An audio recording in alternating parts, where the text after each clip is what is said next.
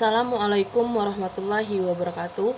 Perkenalkan, nama saya Yona Nurzana, NIM 2019143004, kelas 3A PGSD. Di sini saya akan menjelaskan materi tentang toleransi antar umat beragama. Toleransi antar umat beragama adalah suatu tindakan saling menghargai satu sama lain dan menghormati keyakinan atau agama yang berbeda-beda. Di sini saya akan menampilkan video konflik tentang hidup dalam satu atap tapi berbeda agama. Kalau ketika sambutan misalnya ada assalamualaikum, ada shalom, ada namo buddhaya, nah itu harus dibawa karena memang ada, semua itu lengkap gitu loh.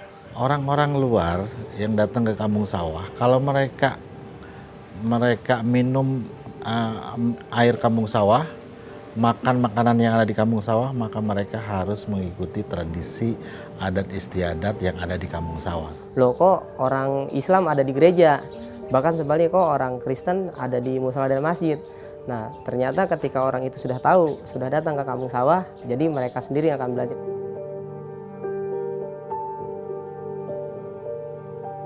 Sering diangkat oleh berbagai media karena memiliki toleransi antar umat beragama yang kuat, Kampung Sawah di Kota Bekasi, Jawa Barat ini memiliki banyak cerita tentang persaudaraan dan kehidupan antar umat beragama.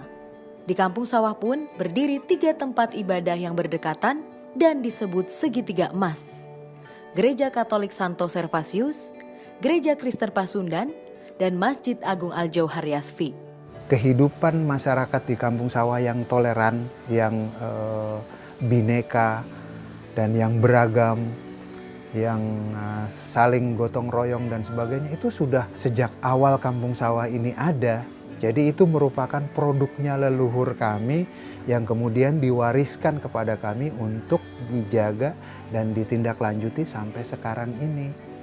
Ya, jadi bukan produknya generasi zaman now ya. Teman-teman atau saudara-saudara kami yang Muslim pakai peci, yang Kristen juga pakai peci. Ketika sambutan misalnya ada assalamualaikum, ada shalom, ada namo buddhaya, nah itu harus dibawa karena memang ada, semua itu lengkap gitu loh. Nah itu persoalannya, apakah di tempat lain cocok dengan ini, itu juga nggak tahu. Kalau mau mengadopsi ini ya silakan. Kerukunan di Kampung Sawah itu sudah mengakar jauh di orang-orang tua kita ya. Saya ini kan hanya meneruskan dan menikmati kerukunan di Kampung Sawah gitu ya. Kenapa itu bisa terjadi? Yang pertama itu karena proses persaudaraan. Persaudaraan itu tercipta karena proses kawin mawin, menikah lintas agama. Dulu kan agama hanya kebutuhan administrasi. Inilah Karde atau yang akrab disapa Ma Engkar bersama istrinya Maisaroh. Mereka merupakan pasangan suami istri beda agama di Kampung Sawah. Maisaroh beragama Islam, sedangkan Ma Engkar beragama Katolik. Keduanya sudah 50 tahun menikah. Hingga saat ini, hidup rukun bersama 9 orang anaknya. 5 orang anaknya memeluk agama Katolik dan 4 lainnya memeluk agama Islam. Di sini banyak yang kawin silang. Maksudnya kawin silang itu ya dari Katolik nikah ke Islam, dari Islam ada yang ke Katolik. Contohnya saya ini, ibu kan dari Muslim ke Katolik. Jadi kan dia kan memang orang tuanya orang ada. Jadi ibu dagang sini, dia orang tuanya orang ada. Jadi dia sawahnya luas apa gitu. Ibu setiap saat bantuin numbuk, bantuin masak di rumah ibunya, dia ngebantuin nandur, nyambut itu awalnya. Dulu ibu nikah sama bapak, ya biasa-biasa aja. Ibu kan acara di gereja apapun ibu ikutin.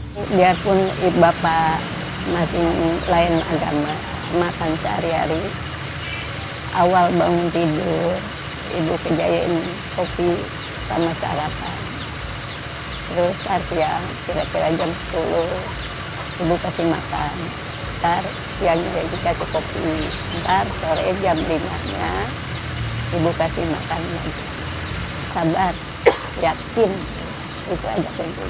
Itu kepada anak-anak saya, menantu-menantu saya, cucu-cucu saya, serta ponakan-ponakan, saling damai dan rukun.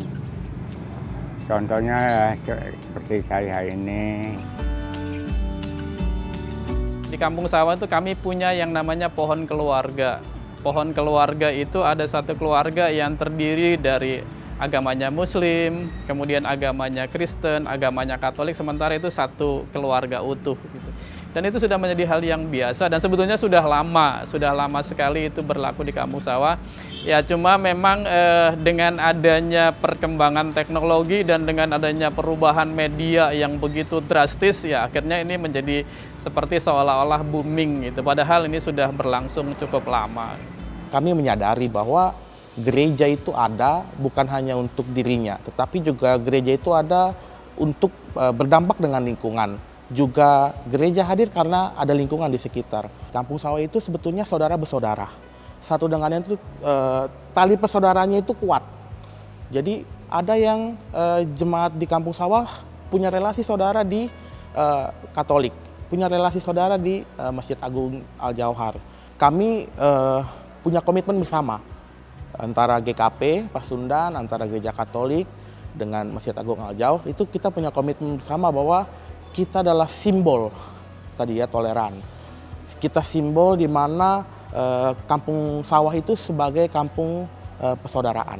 Kita biasanya umat Islam itu dengan panggilan jiwanya setiap emang Natal sudah kepanggil. Jadi ketika emang ada acara-acara di Natal dan Tahun Baru, pasti kita mau anak mudanya, mau orang tuanya pasti ikut bantu di sana.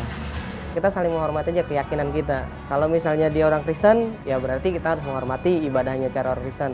Kalau kita orang Islam, ya berarti kita juga harus menghormati agamanya. Jadi nggak ada tuh kita saling menjelek-jelekan agama yang satu dengan agama yang lain. Dulu kan kita toleran itu nggak saya sekarang ya diekspos. Tapi kalau kita kan memang udah turun-temurun. Ketika ada orang baru, mungkin dari daerah mana-mana nih, loh kok orang Islam ada di gereja. Bahkan sebaliknya kok orang Kristen ada di musala dan masjid. Nah ternyata ketika orang itu sudah tahu, sudah datang ke Kampung Sawah, jadi mereka sendiri yang akan belajar. Yang bisa membuat mereka mempertahankan toleransi adalah justru kesadaran mereka tentang kuatnya kebudayaan yang historis yang ada di tengah-tengah mereka. Dan di tengah lumpur becek Kampung Sawah itu yang namanya kebudayaan Betawi yang memperlihatkan kepada mereka aspek interkulturalisme. Siapa kita? Kita Indonesia, Bhinneka Tunggal Ika, Kampung Sawah, kampung kita semua.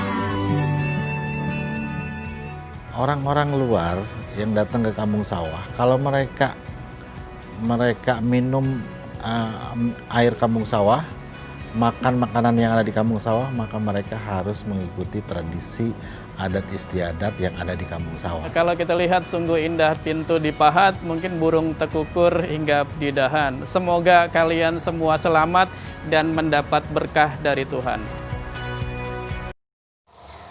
Baiklah, itu tadi videonya. Di dalam video tersebut sudah dijelaskan kalau memang di Kampung Sawah tersebut ada tradisi, yaitu jika ada orang yang datang ke Kampung Sawah tersebut, mereka harus mencicipi makanan dan minuman yang ada di Kampung Sawah tersebut, karena itu sudah menjadi tradisi dan adat istiadat di Kampung Sawah tersebut. Dan di dalam Kampung Sawah tersebut ada warga yang beragama lain seperti agama Katolik dan agama Buddha. Mereka saling menghargai satu sama lain. Selain itu juga ada agama Islam di dalam Kampung Sawah tersebut. Jadi mereka pun saling menghargai satu sama lain. Dan di dalam Kampung Sawah pun ada satu keluarga yang tinggal satu atap tapi mereka berbeda-beda keyakinan. Ada yang beragama Katolik dan ada yang beragama Islam. Ibunya beragama Islam dan bapaknya beragama Katolik. Menurut saya, jika satu atap itu berbeda agama, itu tidak akan sejalan karena yang satu mempunyai agama Katolik dan yang satu lagi mempunyai agama Islam. Mereka akan berbeda cara beribadah dan tempat beribadah mereka pun berbeda. yang Katolik tadi ke gereja dan yang Islam tadi ke masjid. Jika mereka nanti mempunyai keturunan atau mempunyai anak, nah si anak ini pun akan bingung harus mengikuti agama yang mana. Dan si anak pun tidak bisa mengikuti agama kedua-duanya. Misal si ayah tadi itu ke gereja beribadah, si ibu tadi itu ke masjid, sholat, pengajian. Nah, yang si anak tadi pun mengikuti ayahnya beribadah ke gereja dan mengikuti ibunya sholat di masjid atau mengaji di masjid. Jadi si anak ini pun bingung mau memilih agama yang mana antara Katolik dan agama Islam.